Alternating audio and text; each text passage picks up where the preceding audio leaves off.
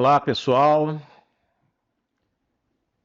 Vamos dar seguimento ao estudo do Evangelho de João, as boas novas de João, porque o estudo da Bíblia virou o estudo da palavra, do verbo, do logos, se transformou nas boas novas sobre a palavra trazida pelo apóstolo João. Então, eu queria começar orando, sempre. Afinal de contas, tudo é por Ele, tudo vem dEle, tudo é para Ele. Então, Jesus, muito obrigado. Obrigado por mais essa oportunidade, Senhor. Muito obrigado, Jesus, pela oportunidade de estar estudando sobre Ti, Senhor. Muito obrigado pela oportunidade, Senhor, de estar dando passos, Senhor Jesus, na Sua direção. Mais uma vez, Jesus, eu me rendo, mais uma vez, Senhor, eu me esvazio de mim mesmo, Senhor. Mais uma vez eu me esvazio da minha importância, Senhor Jesus, da minha autoimportância. Mais uma vez eu me esvazio, Senhor, daquilo que eu entendo que são minhas qualidades, daquilo que eu entendo que são os meus erros, Senhor. Mais uma vez, Senhor, eu rejeito toda expectativa, Senhor, em mim, no homem. Mais uma vez eu rejeito a expectativa que eu me coloquei, eu rejeito a expectativa, Senhor, que colocaram sobre mim. Eu me rendo completamente a Ti, Senhor. Com todo o meu entendimento, com todo o meu coração, com toda a força que é em mim, Senhor Jesus. A minha vida inteira é para Te conhecer, como diz aquela canção, Senhor Jesus.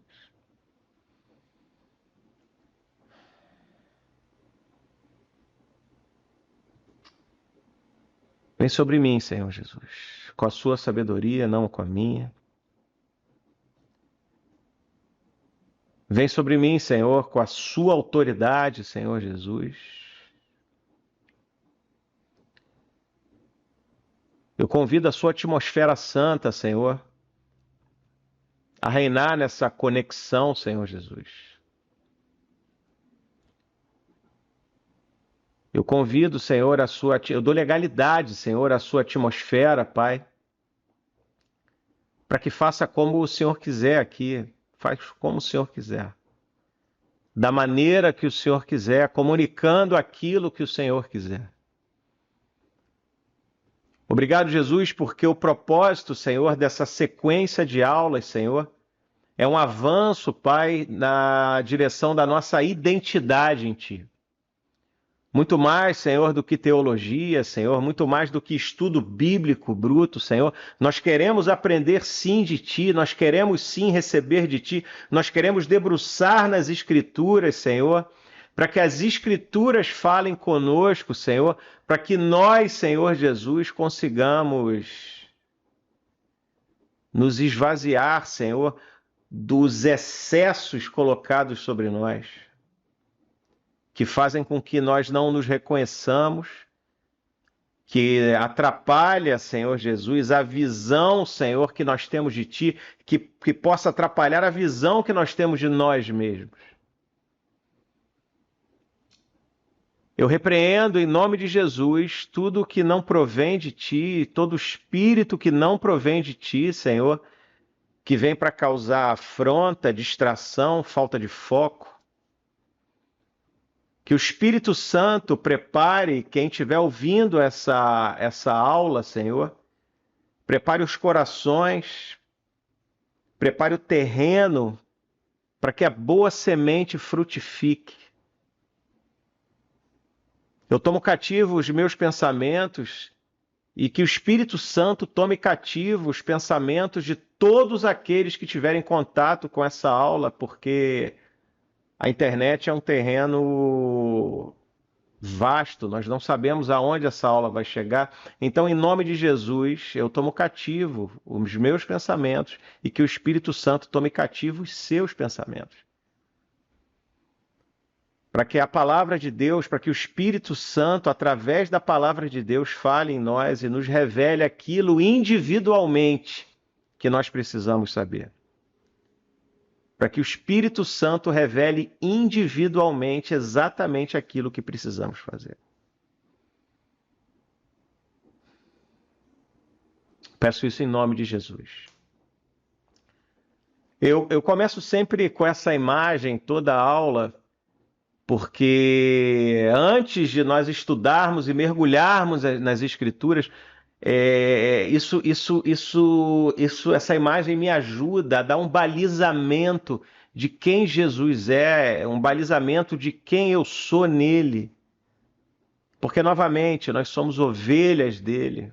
Ele é o nosso pastor, ele cuida de nós e só ele tem condições de nos guiar a pastos seguros. Só ele tem condições de nos guiar a pastos seguros. E que nós hoje, agora, no começo dessa aula, ouçamos a sua voz, para que nós sejamos responsivos a ela. Peço isso em nome de Jesus.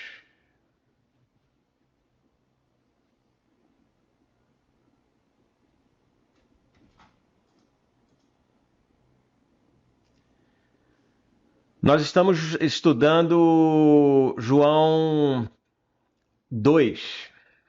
João 2.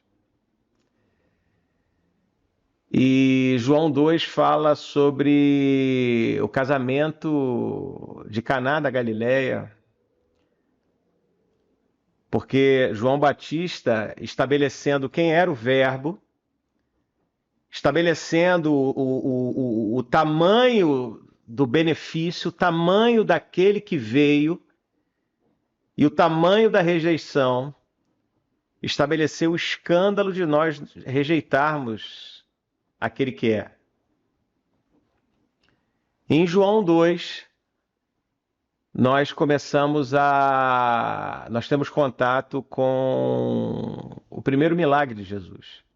Porque, como nós vimos nas aulas anteriores, o Evangelho de João, ele relata apenas 7 milagres.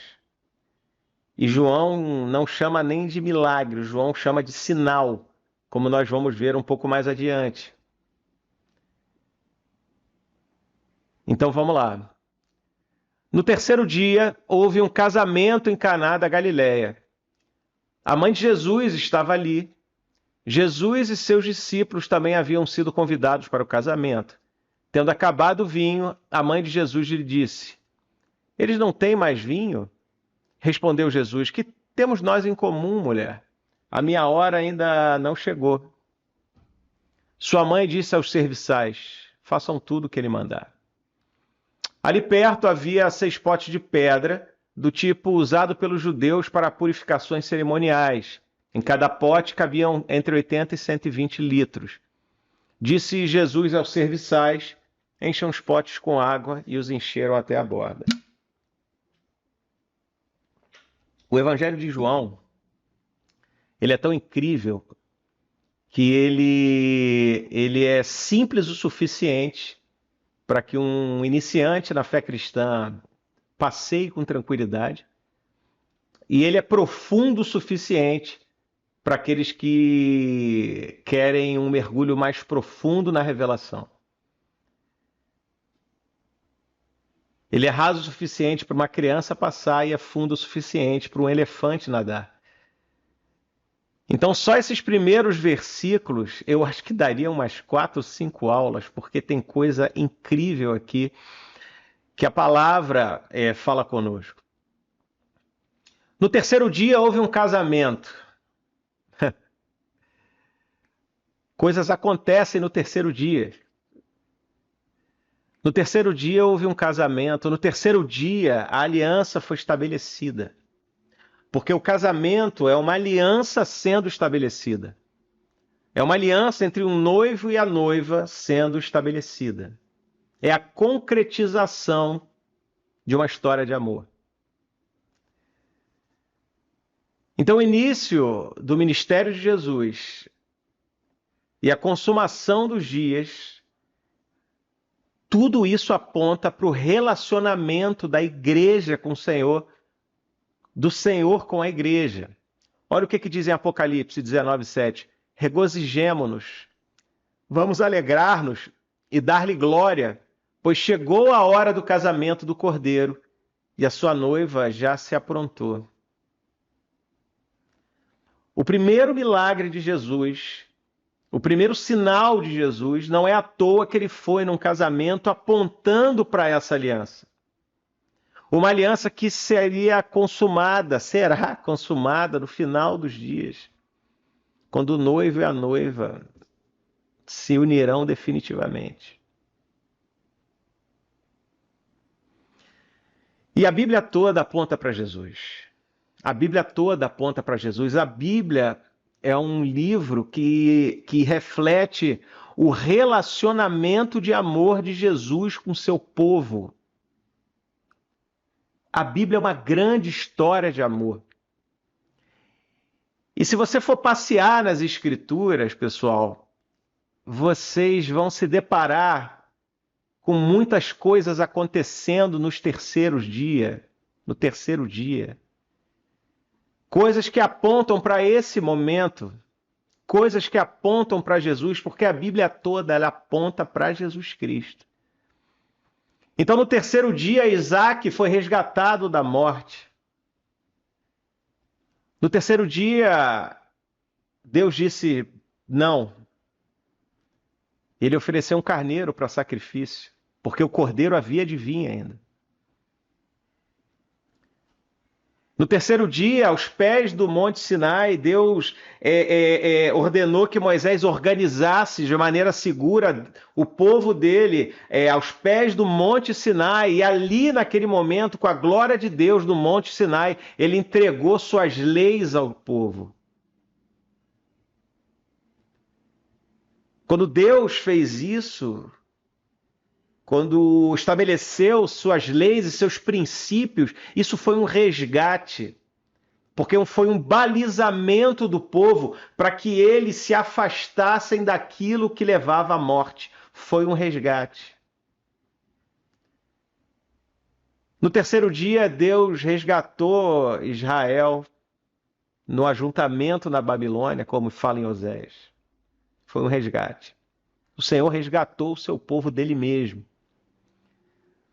No terceiro dia, Jonas foi resgatado do ventre da baleia, do ventre do peixe, direto para o seu ministério de libertação. Jonas, na escuridão da baleia, e nós podemos fazer um paralelo de Jesus no coração do inferno, que foi resgatado por Jesus, ressuscitado. Jesus foi resgatado por Deus para o seu ministério glorioso. Assim como Jonas estava dentro da baleia, Jesus estava no inferno e foi resgatado no terceiro dia. Foi resgatado da morte para o seu ministério glorioso. Tudo na Bíblia aponta para o Salvador. Tudo na Bíblia aponta do resgate do plano perfeito de Deus, através de Jesus Cristo, para resgatar o seu povo. No terceiro dia, Jesus ressuscitou e nos fez sentar com Ele nas regiões celestiais. Lá em Efésios 1:20, esse poder ele exerceu em Cristo, ressuscitando-o dos mortos e fazendo assentar à sua direita nas regiões celestiais. Entenda, Jesus é o plano perfeito. Jesus é o resgate definitivo. Tudo na Bíblia aponta para Jesus. Toda a nossa vida aponta para Jesus. Porque Ele tem um plano perfeito de resgate a você, a mim. Existe um plano disponível em Jesus para que nós fôssemos resgatados de ventres escuros, de reinos das trevas, para o reino do Filho do seu amor. Então, ter bom ânimo, porque essa é a boa nova. Essa é a boa nova. O plano perfeito sendo revelado de resgate a mim e a você, para que nós vivamos no céu com Ele. Não no céu depois da nossa morte, como tem muitas pessoas que nós vimos isso nas aulas passadas, contaminadas por um pensamento gnóstico, um pensamento dualista, onde diz que nós só teremos a presença dele, o desfrute dele na morte, no espiritual, e aqui na terra nós estamos destinados a sofrer. Isso é heresia. A palavra diz que nós já estamos assentados nas regiões celestiais. Nós já estamos assentados com Ele nas regiões celestiais hoje, para que nós anunciemos às gerações futuras as riquezas da sua glória e do seu maravilhoso poder. Nós fomos resgatados para alguma função. Então convido você a entrar comigo nessa aventura na palavra, porque estudo da Bíblia é uma aventura sobre a nossa vida. É um mergulho no plano de resgate que o Senhor tem para nós hoje, ontem e amanhã. Amém?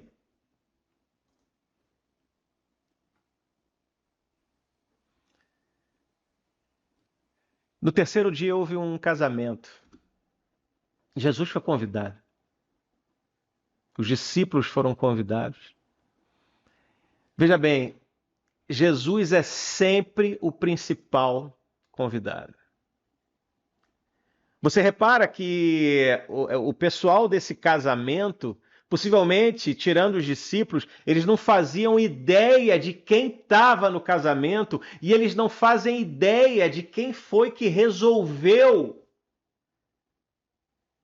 o problema para eles.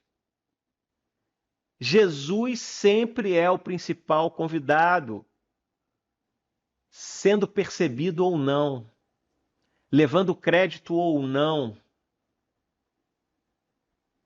porque Ele nos ama. Então, possivelmente, aquela questão que te afligia, possivelmente, aquele problema, aquele acidente, aquela doença, aquilo que você foi livre, que até hoje, talvez você não tenha acreditado a Jesus, Ele foi o principal responsável, porque Ele é o principal convidado das nossas vidas. Ele cuida de nós, mesmo nós percebendo isso, acreditando isso a Ele ou não. Esse é o amor que Ele tem por nós, porque Ele nos amou primeiro. Não fomos nós que escolhemos Jesus, entenda isso. Foi Ele que nos escolheu, sendo nós quem somos, fazendo nós o que fazemos. Esse é o tamanho do amor de Jesus. Então, saber quem Jesus é muda a história toda. Porque, veja, no casamento, quando o vinho acabou, a mãe dele sabia quem ele era. E o pensamento dela não foi... Porque quando acaba algum recurso, a razão humana, a lógica humana faz com que a gente pense questões lógicas e racionais. Então vamos comprar mais bebida, por exemplo, vamos mandar vir de algum lugar, vamos sair aos mercados. A primeira coisa que ela fez foi ir para Jesus. A primeira coisa que ela fez foi ir até Jesus.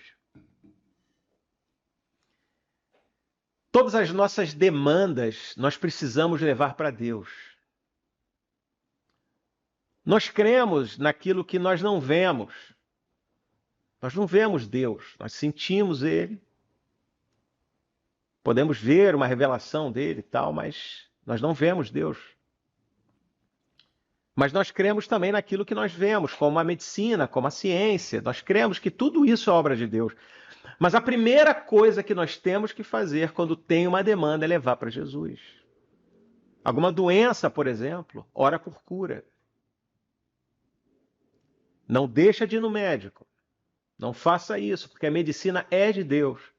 Eu repreendo todo o pensamento gnóstico, separando espírito de matéria. Tudo é do Senhor. Mas primeiramente ora por cura. Primeiramente coloca diante de Deus. Jesus, eu não sei o que fazer. Me ajuda, ele vai te dizer. Ora por cura, leva no médico. Qualquer demanda, eu não sei o caminho profissional que eu tenho a seguir. Eu não sei o que eu faço para a minha faculdade, eu não sei o que eu faço com relação ao meu futuro, eu não sei qual a decisão que eu tomo no presente. Toda decisão submete ao Espírito Santo de Deus. Submete a Jesus Cristo. Porque a Bíblia diz que o Espírito da verdade conduz a toda a verdade. Ele é a sabedoria, porque a Bíblia também fala: todo aquele que faltar sabedoria pede, porque eu dou sem condenação. Ele não vai te condenar porque você não sabe o que fazer. Pede, porque ele te ama o suficiente para te orientar. A primeira coisa que a mãe de Jesus fez foi levar a demanda para ele.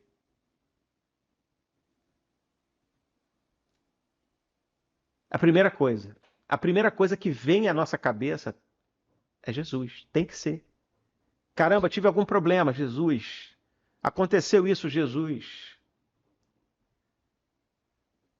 Aconteceu uma coisa boa, Jesus. Aconteceu uma coisa ruim, Jesus, me ajuda. Aconteceu uma coisa boa, Jesus, obrigado. É a primeira coisa e é a primeira pessoa que nós precisamos levar todas as coisas. Imediatamente. Esse é o nosso pensamento. Todos os nossos pensamentos têm que ser levados cativos a Deus, os bons e os ruins. Todas as nossas demandas têm que estar cativas ao Senhor, as boas e as ruins. É a melhor pessoa para a gente depositar qualquer coisa. Qualquer coisa. Então, avançando, a festa acontecendo e, de repente, o vinho acaba na festa. Acabou o vinho na festa. E veja, as festas judaicas de casamento, por exemplo, as celebrações judaicas, elas são diferentes das celebrações normais. Casamentos podem levar de 3 a 1 semana, de 3 dias a 1 semana. Então você imagina acabar o vinho no meio da festa. E o que isso aponta, o que isso simboliza?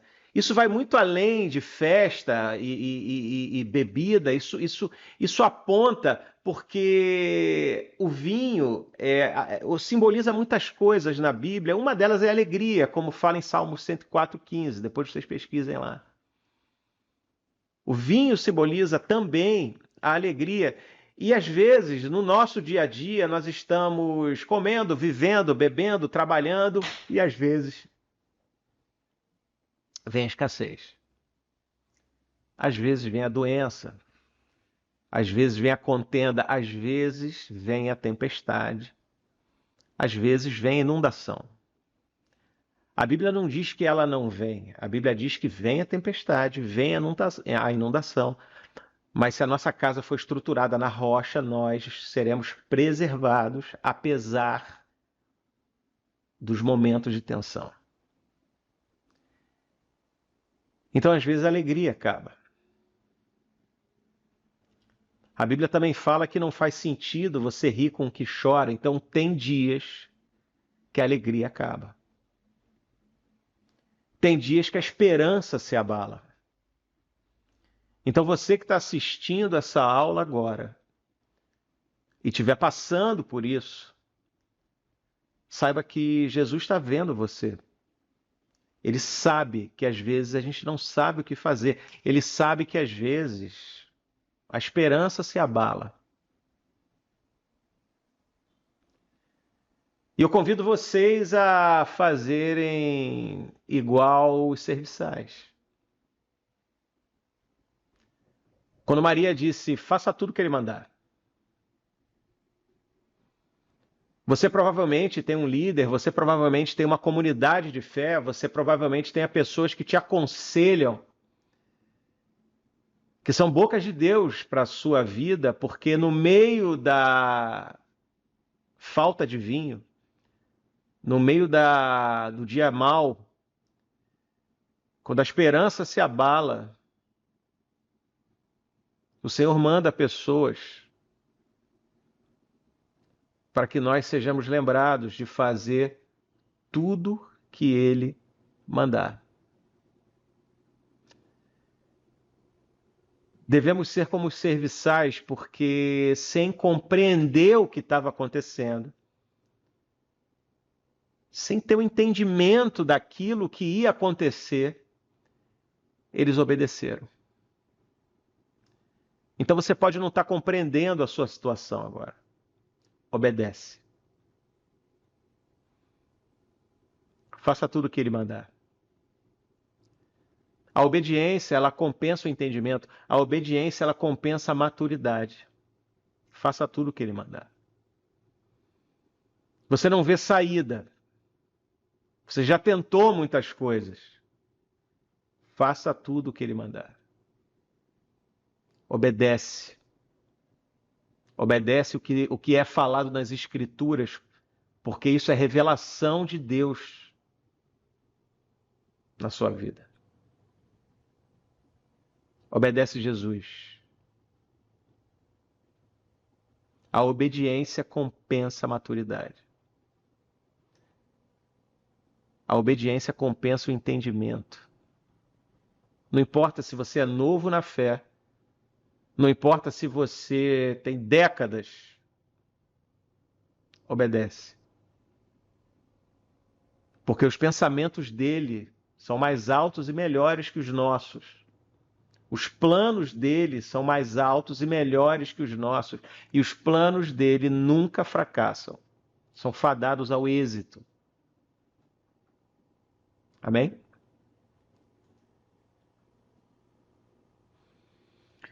E o que ele está mandando fazer? Faça tudo o que ele mandar. Então, lá no versículo 6, fala sobre as talhas de pedra. As talhas de pedra são rituais de purificação. As talhas de pedra eram colocadas na entrada das casas e dos eventos onde os judeus tinham por hábito lavar a mão, os cotovelos, num ritual de purificação ao entrar e ao sair. Na cultura judaica existem vários rituais de purificação e esses são um deles. São rituais que representam a lei. São rituais que representam o que é temporário, o que a Bíblia chama de abalável. Porque tudo que não é eterno se abala. É o que diz a palavra. Então essas talhas de pedra, elas simbolizam a velha aliança. As talhas de pedra simbolizam o que houve. A purificação temporária. Porque quem se purifica pela lei, quem se purifica por rituais, precisa se purificar novamente. Igual o poço de Jacó, que você tinha que ficar pegando água sempre, porque você sempre teria sede. Mas Jesus estava apontando para a água viva. Aquela que mata definitivamente a nossa sede. Ele estava apontando para a verdadeira purificação nele, a purificação definitiva. Jesus, não abandonando os preceitos antigos que ele mesmo estabeleceu, mas que são temporários, tendo como base a lei, estabeleceu algo superior a partir da lei. Lá em Mateus 5,17 diz: não pensem que vim abolir a lei ou os profetas. Eu não vim abolir, eu vim cumprir a lei. Em Provérbios 22, 28 fala: não mova marcos antigos colocados por seus ancestrais. Jesus não é contra ele mesmo.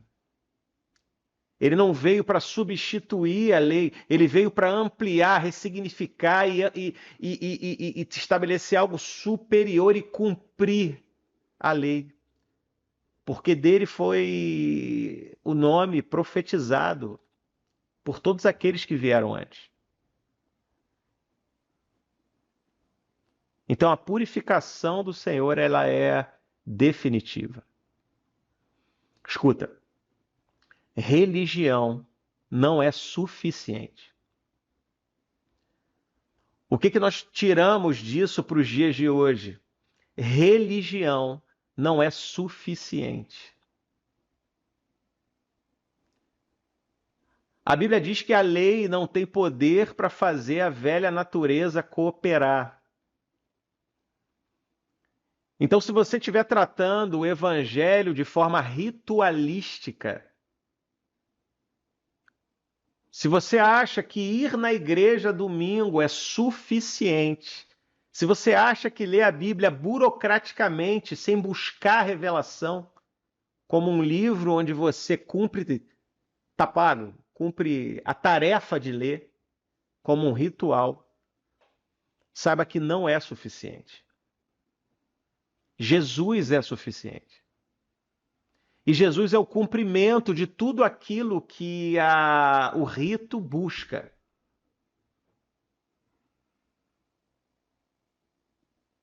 Ir à igreja não é suficiente, mas é fundamental. Andar em comunhão não é suficiente, mas é fundamental.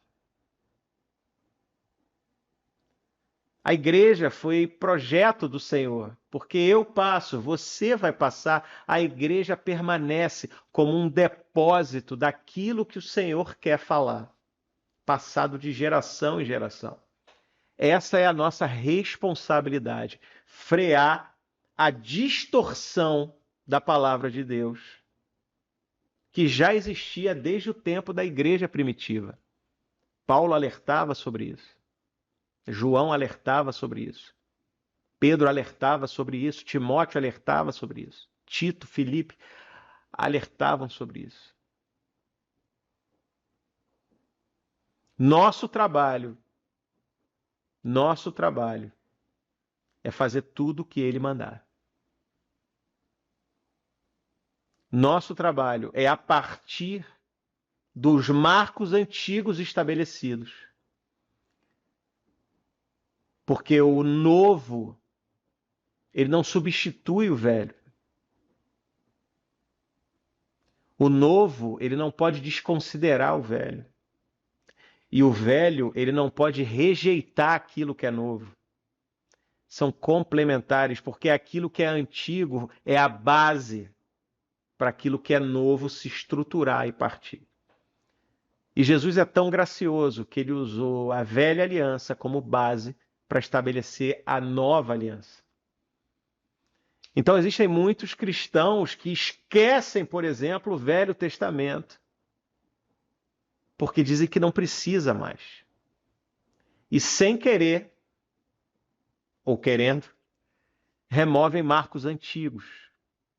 Criticam movimentos antigos que foram fundamentais para que aquilo que nós estamos vivendo seja dessa maneira, fundamentado.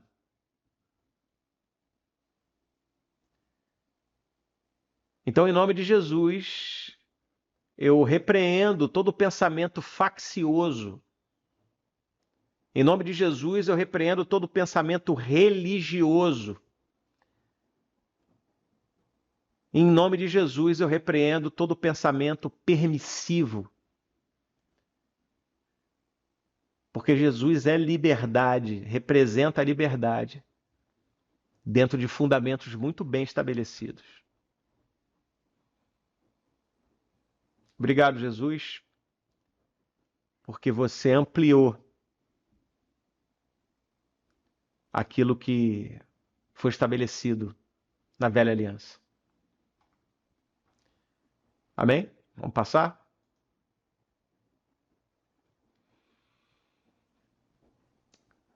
E o que ele está mandando fazer? Ainda estamos nessa. O que ele está mandando fazer? Após os serviçais encherem de águas as talhas, eles levaram o encarregado da festa. E o vinho era incrível. O vinho era extraordinário. Então, o que ele está mandando eu fazer, você fazer? O que nós precisamos fazer? Sirvam de mim. Nós precisamos servir. Nós precisamos manifestar Jesus. Servir e nos permitir ser servidos. Lá em Marcos 16:15, vão pelo mundo todo e preguem o evangelho a todas as pessoas. Mateus 10, 7 e 8, por onde vocês forem, preguem essa mensagem. O reino de Deus está próximo. Curem os enfermos, ressuscitem os mortos, purifiquem os leprosos, expulsem os demônios. Vocês receberam de graça, deem também de graça.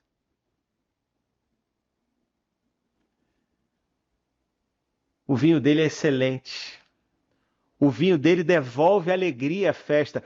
Assim como esse vinho maravilhoso, de sabor único e extraordinário, devolveu alegria àquela festa.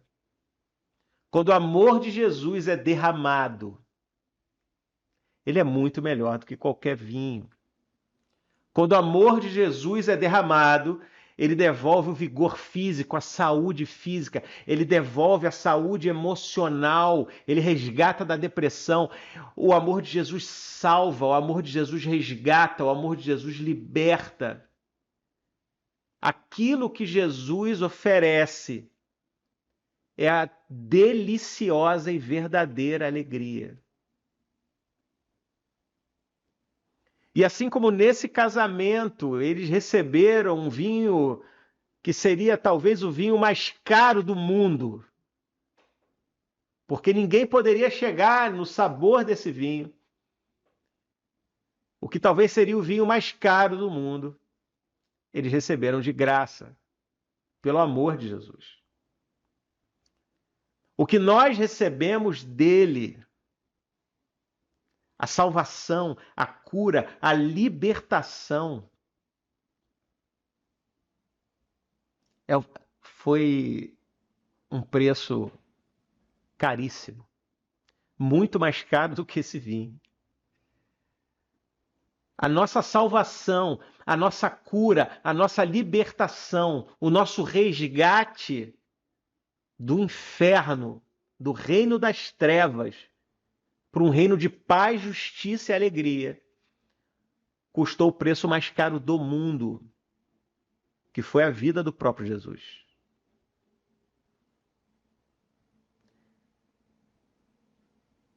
Então, o seu valor é o valor de Jesus, porque o preço pago por você e por mim foi a vida dele. Então é isso que nós valemos para Deus. Porque o nosso valor, ele é evidenciado pelo preço pago. Para nós foi de graça.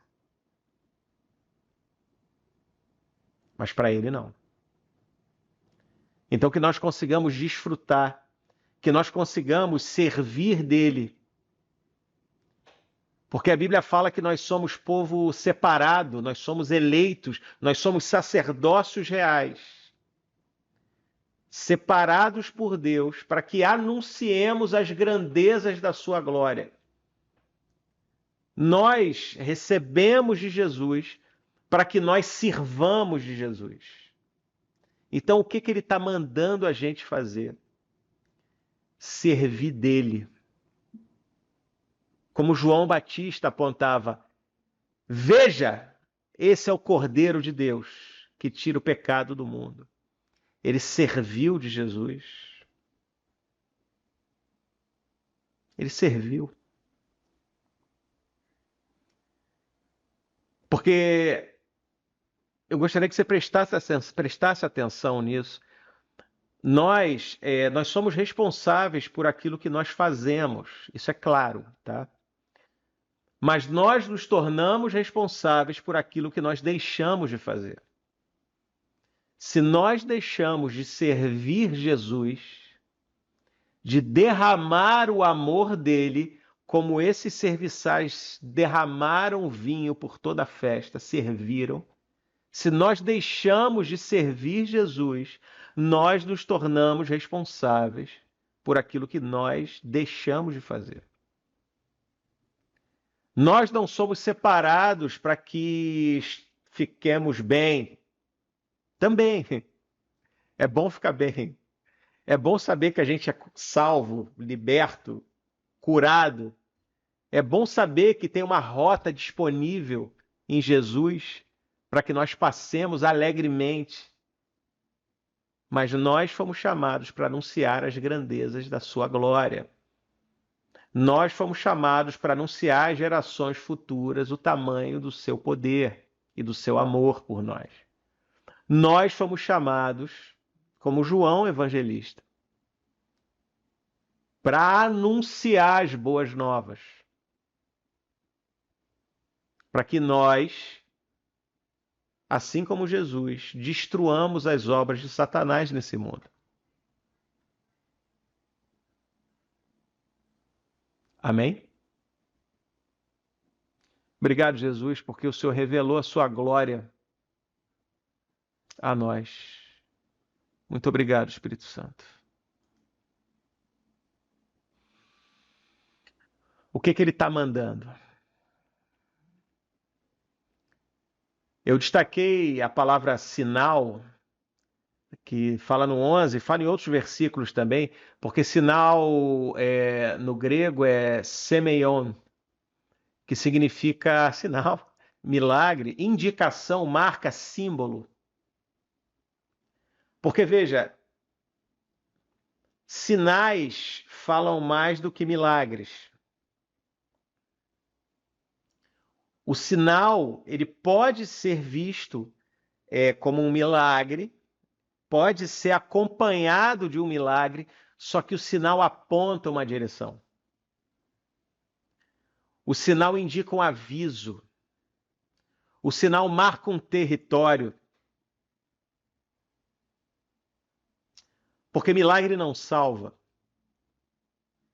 Milagre não salva. E eu vou contar uma breve história hoje posso chamar de um amigo, Rafael Polini, eu posso falar o nome dele, autoriza? Ele é um oficial do BOP que estava fazendo um treinamento. E na última semana de treinamento ele pulou de paraquedas no exercício em Brasília.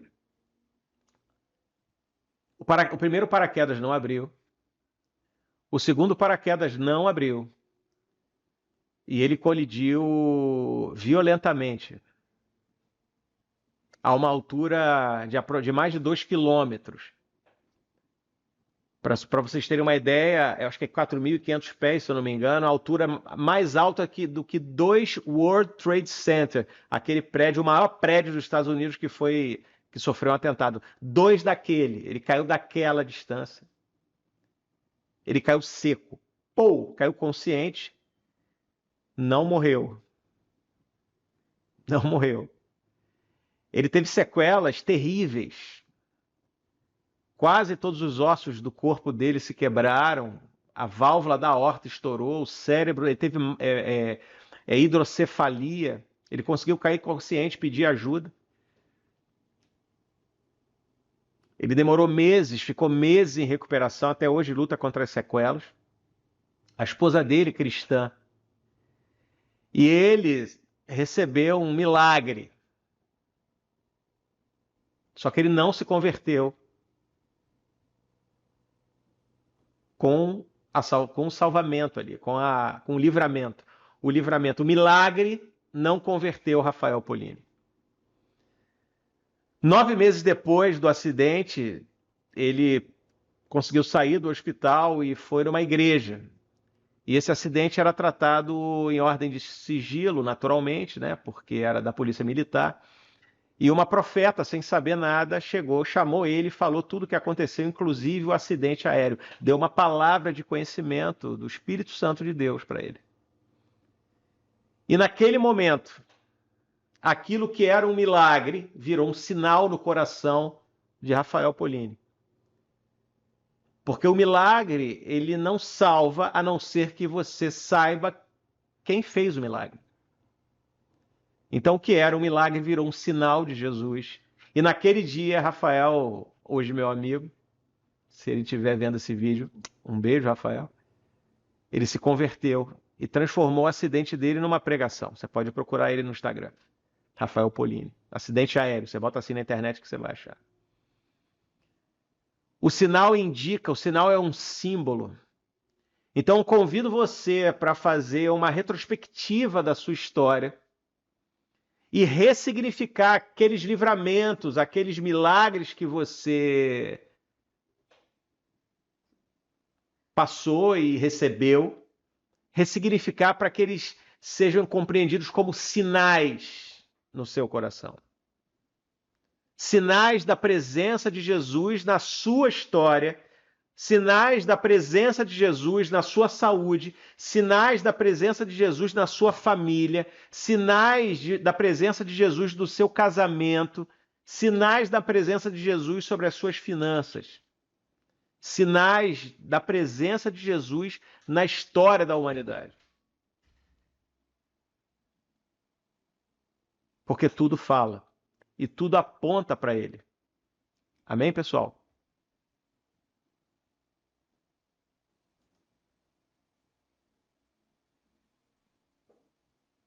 A partir do 13, deixa eu beber uma água aqui.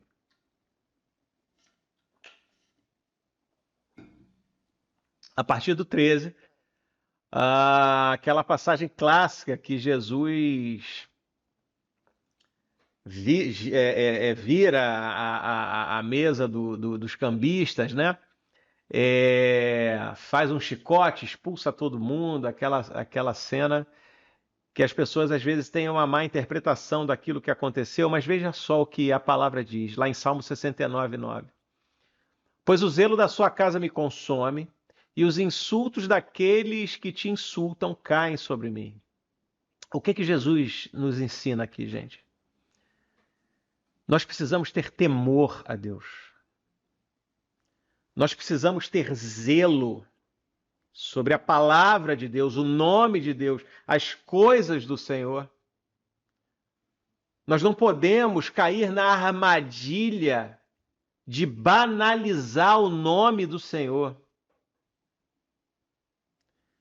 O nome do Senhor era visto com tanta reverência que na tradição oral da igreja primitiva, o nome real de Jesus, do tetragrama bíblico, o Evaé, que foi posteriormente adaptado para Javé, Jeová, mas aí o Evaé, o nome original se perdeu porque os hebreus primitivos, eles não ousavam pronunciar o nome, de tão sagrado que era o nome para eles.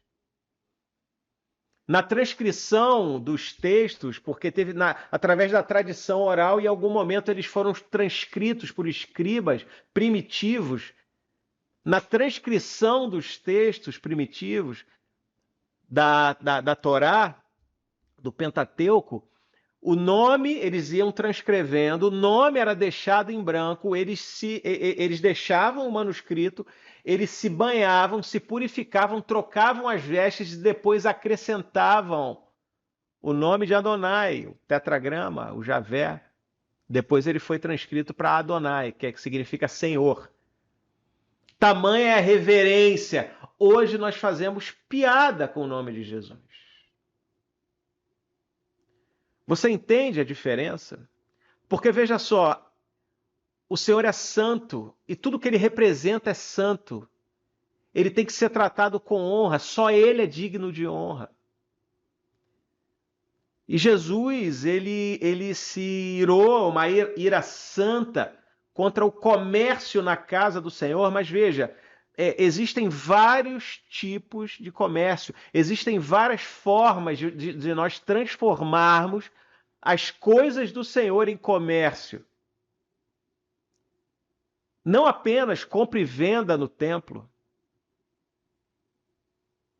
não apenas comércio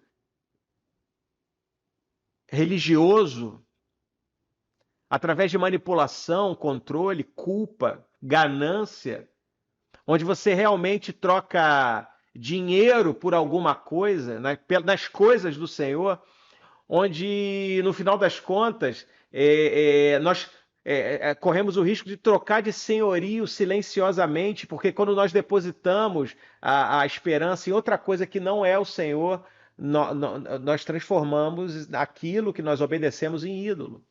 Se é o dinheiro, nós obedecemos Mamon. Se é o nosso ego, nós obedecemos Jezabel, por exemplo. Vaidade.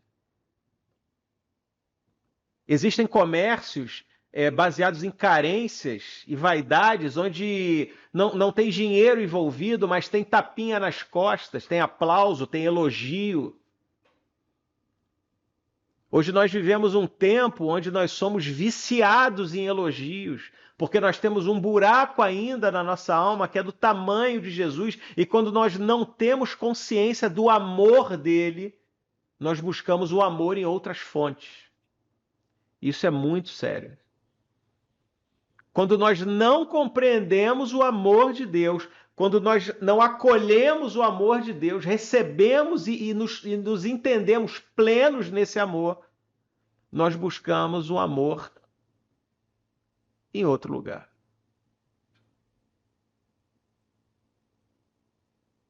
Em outro lugar. E corremos o risco de virar uma noiva adúltera. Isso é muito sério. Nós não podemos nos mover por vaidades. Existem pessoas saindo do propósito que o Senhor tem para elas por vaidade. Hoje, uma coisa clássica é uma corrida pelo microfone, uma corrida pela fala. Nem todo mundo vai ter fala, mas isso não tem problema nenhum, porque existem vários chamados muito mais importantes, ou tão importantes como. Porque quando o Senhor subiu, ele distribuiu dons e talentos. O Senhor, ele distribuiu pessoas como apóstolos, profetas, evangelistas, pastores, mestres, não para que a gente se envaideça e faça um curral com o nosso chamado. Mas nós somos diferentes, com chamados diferentes, habilidades diferentes, para a edificação do corpo de Cristo. Tudo que nós fazemos deve ser para o Senhor. Se você tem um dom de ensinar, ensine. Se você tem um dom de contribuir financeiramente, contribua. Se você tem um dom de cuidar das pessoas, cuide. Se o seu dom é limpeza, arrume a sua igreja. Limpe. Mas todos nós somos chamados a amar. Nós não podemos esconder a nossa falta de empatia no nosso chamado. Todos nós somos devedores do amor. É a única coisa que nós temos que pagar, de acordo com o que diz o apóstolo Paulo. Então pague a sua dívida de amor e receba a fonte inesgotável para que você se sinta suprido, para que você não transforme a casa de Deus num comércio de vaidades, num comércio financeiro, numa guerra de egos.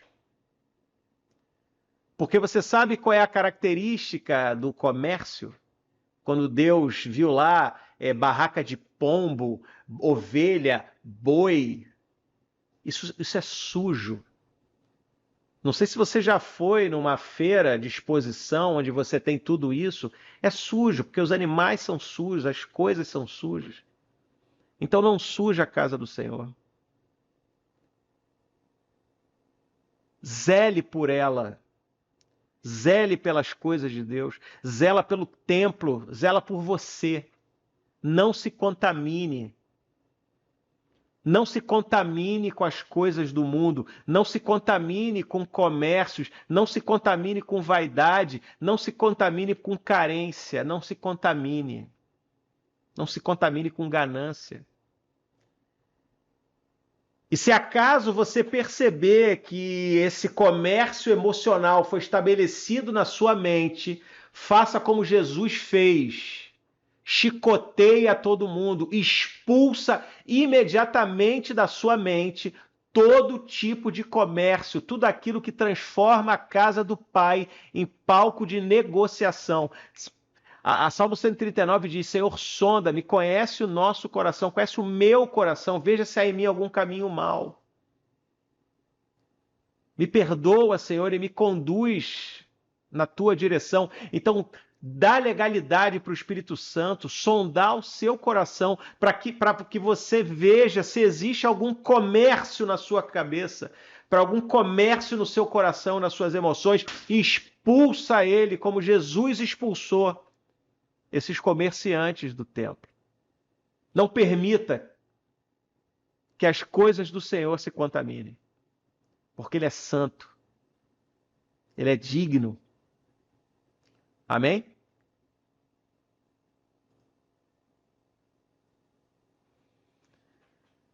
E aí estamos indo para o final aqui do 18, né? Que eles pediram sinais milagrosos, porque, veja, Jesus falava com uma autoridade tremenda. Isso escandalizava as autoridades judaicas, né? Os partidos, porque naquela época você tinha vários partidos, você tinha os fariseus, os saduceus, os essênios, os zelotes, cada um digladiando entre si, cada um disputando a autoridade, a verdade, e eles se espantaram, porque Jesus não pertencia a nenhuma patota, não pertencia a nenhuma liderança, e ele carregava uma autoridade tremenda. A autoridade, preste atenção nisso, a autoridade de Jesus comunicava a identidade dele. Nós, como Jesus, nós temos essa autoridade disponível nele. A palavra diz que nós não recebemos um espírito de medo, nós não recebemos um espírito de intimidação, ao contrário, nós recebemos um espírito de ousadia. Uma ousadia tamanha que nós podemos chegar para o Deus do universo e chamar ele de papai, Abba. Nós temos essa ousadia de chegar para o terrível e temível Deus que criou todas as coisas, que faz e desfaz galáxias pela sua vontade. Chegar para esse poder, o que a palavra diz chama de Hagdulá, é o poder, o El Shaddai, chamar ele de papai. Essa é a ousadia que nós temos.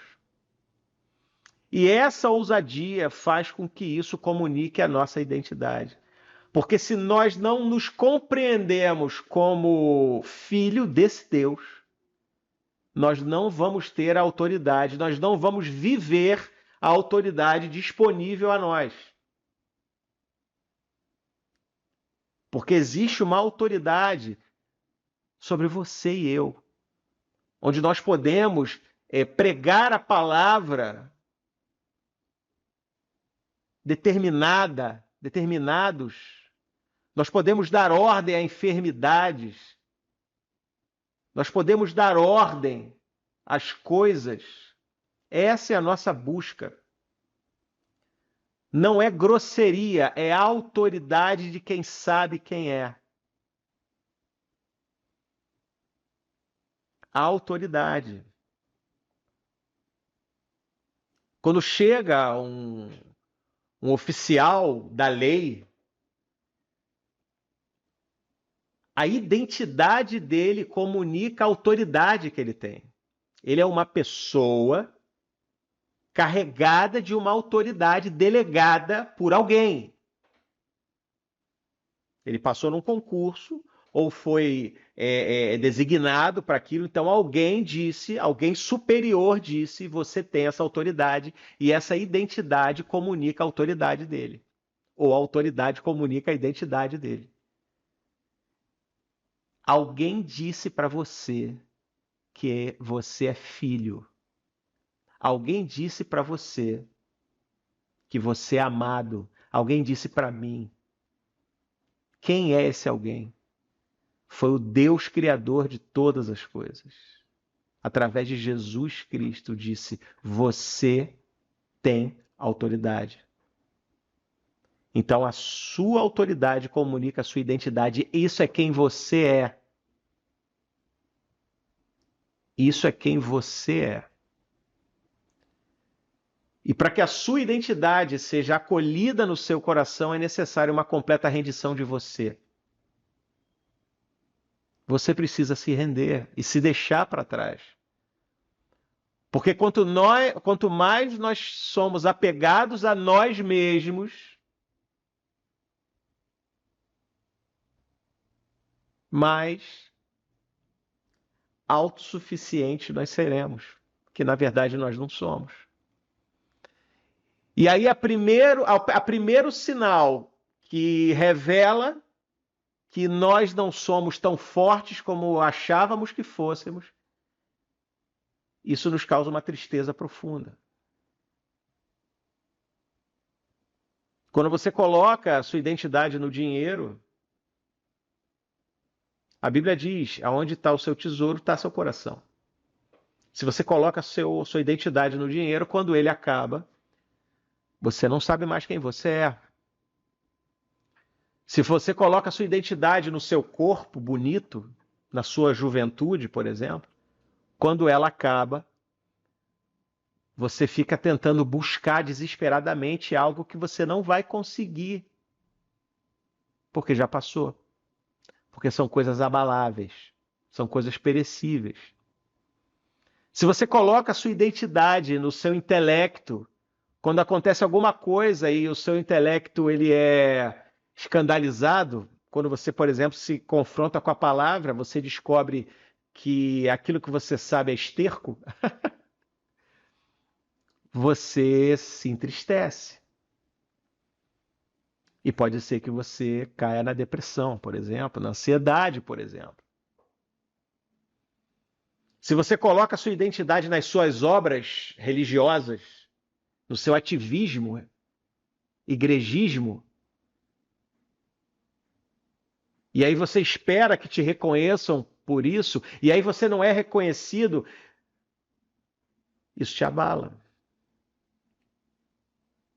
Aí você sai da igreja, aí você para de falar com as pessoas, aí você fica triste, aí você não sabe mais quem você é. Você é quem Jesus fala que você é. Nós precisamos de olhos para ver, ouvidos para ouvir.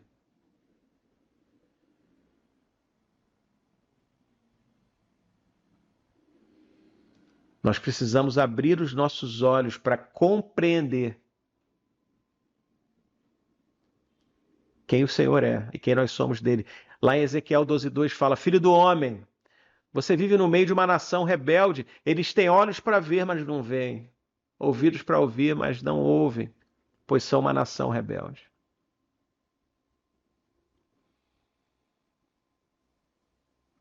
Mesmo no meio cristão, corremos sério risco de não vermos com os nossos olhos e não ouvir com os nossos ouvidos.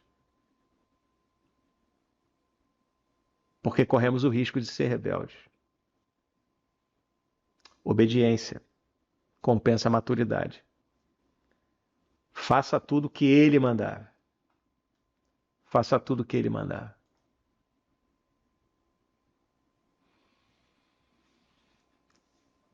Vamos lá, gente. Ah, lá em Ageu 2:9, a glória desse novo templo será maior que o antigo, diz o Senhor dos Exércitos. E nesse lugar estabelecerei a paz, declara o Senhor dos Exércitos. O Senhor fala de templo, né? Eu queria ler isso aqui com vocês sobre a história do templo de Jerusalém. Bom, o primeiro templo foi construído pelo rei Salomão. O primeiro templo foi construído pelo rei Salomão e lá que abrigava a Arca da Aliança. A arca ela representava a presença de Deus no meio do povo. Quando Jerusalém foi dominada pela Babilônia, através do rei Nabucodonosor, o templo foi destruído. Babilônia foi derrotada, por sua vez, pela Pérsia, pelo gigante Império Persa, através do rei Ciro, ou Dario. E o rei Ciro ele foi usado por Deus para libertar o povo, libertar os judeus do exílio. E ele permitiu que o povo voltasse para Jerusalém e reconstruísse o templo. Isso foi feito.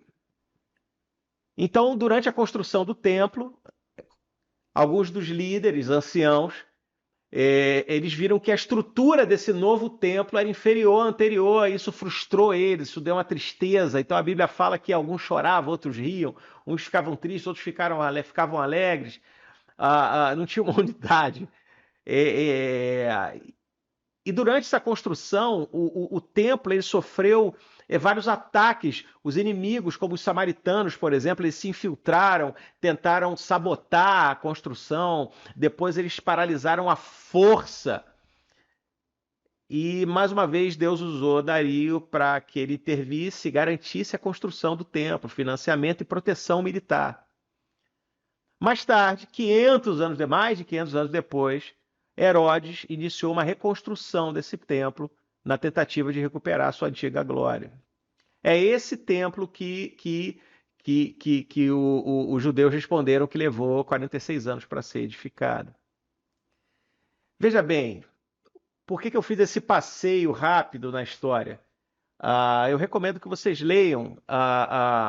Tem que ler o Velho Testamento, gente. É lindo demais. É bom saber a direção tomada por Deus, a revelação gradativa de Jesus, é lindo demais. Mas o que eu quero dizer com esse passeio na história é que a esperança, ela não se encontra em lugares. Você veja, o templo, ele foi destruído, voltou, paralisou, e guerra,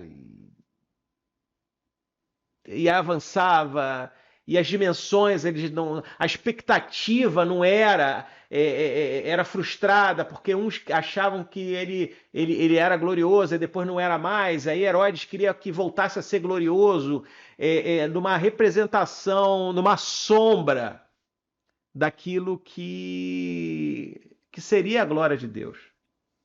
Olha o que diz em Atos dos Apóstolos 17:24. O Deus que fez o mundo e tudo que nele há é o Senhor dos céus e da terra. Ele não habita em santuários feitos por mãos humanas. O templo apontava para Jesus.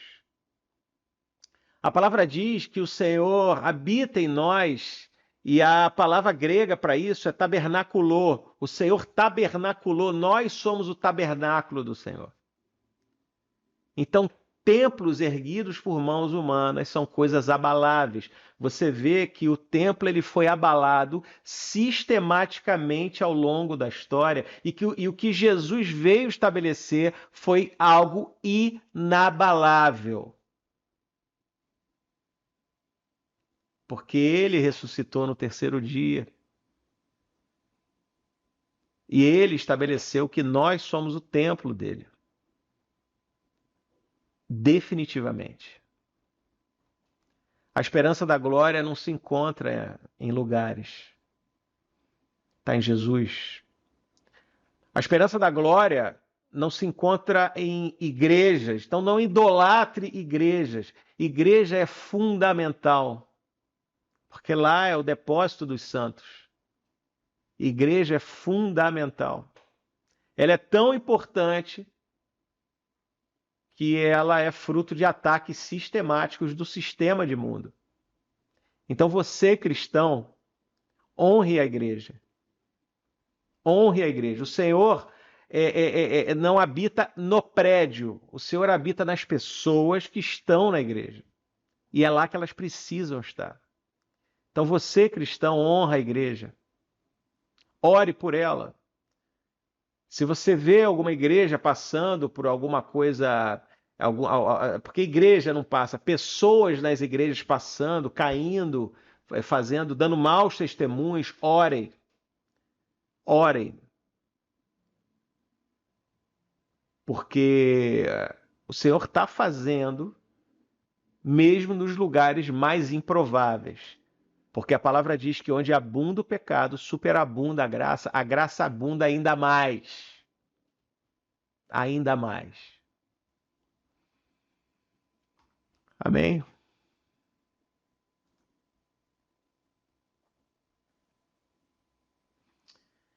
E eu creio que agora, para finalizar, lá no 23 falam que estava em Jerusalém, e muitos viram sinais milagrosos que ele estava realizando e creram em seu nome, mas ele não confiava neles. Crer em Jesus não é suficiente. Algumas pessoas creram no nome, mas o Senhor não confiava neles. Crer em Jesus não é suficiente. Crer em Jesus não é suficiente. É necessário uma completa rendição. É necessário uma entrega completa e irrestrita. Nem sempre você vai entender a mensagem, sabe? Como os próprios discípulos, que eles só entenderam depois.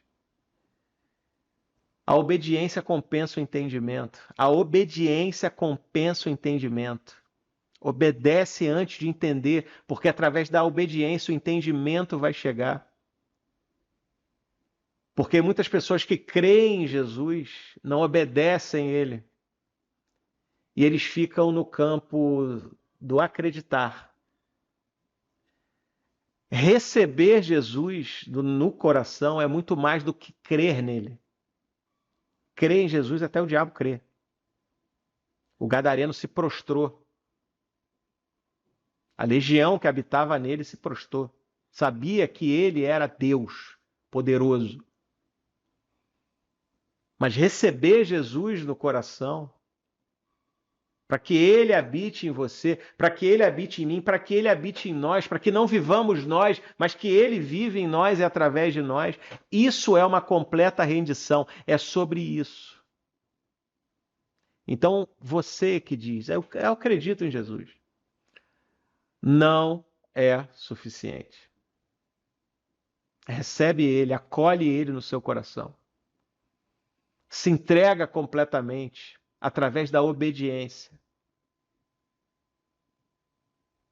A Bíblia fala, Deus fala, Jesus fala, faz prova de mim. Obedece. Obedece até que o entendimento venha. Obedece até que o discernimento venha, porque ele vai vir. Ele vai vir. Porque quando nós obedecemos, nós aos poucos vamos nos despindo de nós mesmos para que ele cresça e a gente diminua, até que não sobre nada de nós. Porque Paulo falava, eu sou romano, eu sou judeu de nascimento, eu estudei aos pés de Gamaliel, eu sou fariseu, eu sou zeloso, mas eu considero tudo isso como esterco. E ele colocou na cruz. E aí Jesus falou, ok, Paulo, agora eu vou usar tudo isso que você colocou da minha maneira. Porque ele usou o fato dele ser romano, ele usou o fato dele ser fariseu, ele usou o fato de ser judeu, ele usou o fato de ser estudado. Na verdade, Jesus usou. Você é cheio de dons e talentos, mas a sua identidade não está no seu dom. A sua identidade não está no teu chamado. A sua identidade é em Cristo. E o seu chamado comunica o seu propósito. não comunica a sua identidade. Então coloca seu dom e talento, pega a sua coroa e joga. Pega a sua coroa e joga aos pés dele, para que ele opere em você da maneira que ele quiser. Porque todas as coisas colaboram para o bem daqueles que amam a Deus e caminham de acordo com o seu propósito. Ou seja, tudo colabora com o propósito dele. A gente só está no caminho entre a palavra e o propósito. É nesse lugar que as bênçãos colidem. É nesse lugar que as bênçãos correm atrás. Porque você pode amar a Deus, mas não está enquadrado no propósito dele, então obedece. Obedece. Eu queria apresentar também algumas referências, né, de onde eu tiro algum material. Eu uso a Bíblia judaica completa. Eu uso muito os ensinamentos da Escola Sobrenatural Verbo. João, a Glória dos Filhos de Deus, do Hernandes Dias Lopes. Eu uso João para Todos, do N.T. Wright. Eu uso muito as aulas da Escola do Discípulo e os ensinamentos do estilo adoração. A gente tem que dar crédito, que esse pessoal faz um excelente trabalho. Amém, pessoal? Amém. Eu queria orar para agradecer a Jesus. Pai, muito obrigado por essa aula. Obrigado, Senhor, porque é tão divertido, Senhor, aprender de Ti. É leve. Obrigado, Senhor. Eu oro para que aquilo que foi falado aqui, Senhor, alcance corações e frutifique. Eu oro, Senhor, para um total entendimento, Senhor, daquilo que o Senhor quer comunicar individualmente para cada um. Eu agradeço essa oportunidade, Senhor Jesus, e é com muito amor e tremor, Senhor, que eu me coloco diante de Ti e apresento o meu talento diante de Ti, Pai. Feliz, Senhor Jesus, porque existe um Deus que cuida de mim e cuida de cada um que está ouvindo essa aula. Amém, pessoal. Até a próxima aula.